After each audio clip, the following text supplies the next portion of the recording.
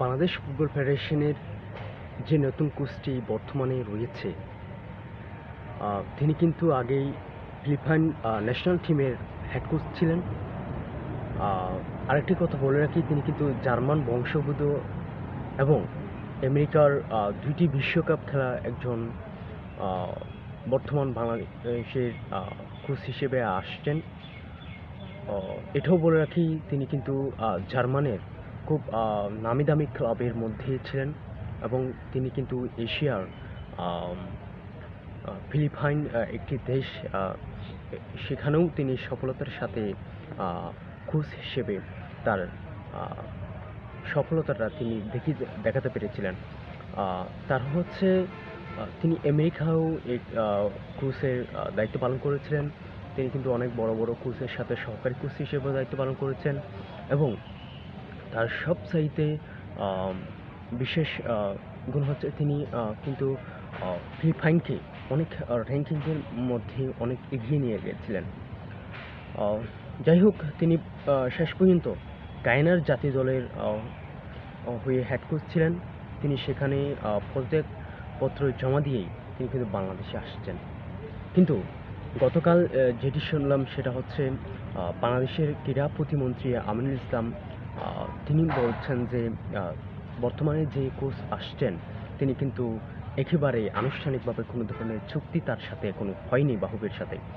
তাহলে কেন থমাস ডুলিকে আগে থেকেই গায়ানার একটি জাতীয় দল থেকে হেড কোচের জাতীয় দল থেকে পদত্যাগপত্র তিনি জমা দিয়ে বাংলাদেশ আসছেন, তিনি আবার যদি অনানুষ্ঠানিক বা আনুষ্ঠানিক হোক, যেভাবেই হোক তার যদি চাকরি বা না হয় এখানে, তাহলে তিনি কোথায় যাবেন? আর থমাস ডুলি তো যেমন তেমন একটা কোচ না। তবে এতটুকু বলে রাখি, Bangladesh football federation Rosario Mikel, তারপর হচ্ছে কোলম্যান, এই ধরনের কোচগুলোকে হারিয়েছেন বাফুফের অপেশাদারিত্বের কারণে। বাফুফের যে টেকনিক্যাল টিম রয়েছে তাদের অপেশাদারিত্বের কারণে বাংলাদেশ ফুটবল ফেডারেশন কোলম্যান, তারপর হচ্ছে রোজারিও মিকেলদের মতো কোচদেরকে তারা আনতে পারেনি। তারপর বেন স্টোকের নামও শোনা গিয়েছিল, কিন্তু বেন স্টোকের কেন জানি বেন স্টোক একটি যে অপেশাদারিত্ব, অর্থাৎ বেন স্টোক যে তারা স্যালারিটি চেয়েছিলেন, সেই স্যালারিটি বাফুফে এমনভাবে একটি প্রস্তাব দিয়েছেন যাতে বেন স্টোক রাজি না হয়, এমনটাই শুনে আসছি আমরা। তারপর হচ্ছে বর্তমান থমাস ডুলি অনেক হাবিরে কাবিরে থেকে হয়তো সামান্য কিছু স্যালারি বেশি হতে পারে, তার কিছুই। কিন্তু থমাস ডুলি একজন ভালো মানের কোচ এটা বলা যায়, কিন্তু আসন্ন যে সান মেরিনোর বিপক্ষে 5 জুন ম্যাচটি রয়েছে, সেই ম্যাচটা নাকি থমাস ডুলির জন্য একটা পরীক্ষামূলক ম্যাচ। তারপর দেখা যাবে বাফুফে তার সাথে আনুষ্ঠানিকভাবে কোনো ধরনের চুক্তি করবে কি করবে না।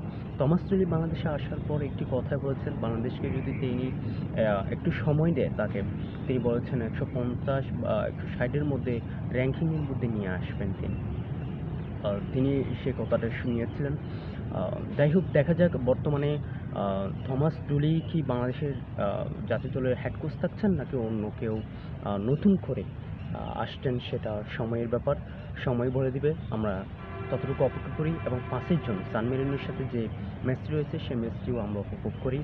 দেখা যাক আজকে 24শে মে, আজকে হচ্ছে বাংলাদেশ ফুটবল ফেডারেশনের প্র্যাকটিস ম্যাচ রয়েছে, সেখানে থমাস ডুলি থাকবেন।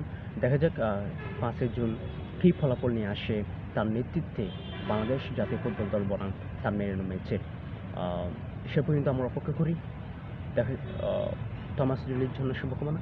Welcome to Bangladesh. আপনি ভালো কিছু করেন এবং দেশের মানুষকে, দেশের ফুটবল ফ্যানদের একটি ভালো জয় উপহার দেন এবং আপনার নেতৃত্বে যদি বাংলাদেশ ফুটবল ফেডারেশন দেখা যায় দক্ষতার পরিচয় দিতে পারে, তাহলে আপনি হচ্ছেন পরবর্তী বাংলাদেশ ফুটবল ফেডারেশনের পরবর্তী হেড কোচ। আনুষ্ঠানিকভাবে আপনার যাত্রা শুরু হতে পারে। ততক্ষণ পর্যন্ত আপনারা অপেক্ষা করুন। দেখা যাক বাংলাদেশ ফুটবল ফেডারেশন থমাস ডুলি নাকি অন্য কাউকে নিয়োগ দিচ্ছে। ভালো থাকবেন সবাই, সুস্থ থাকেন। আসসালামু আলাইকুম।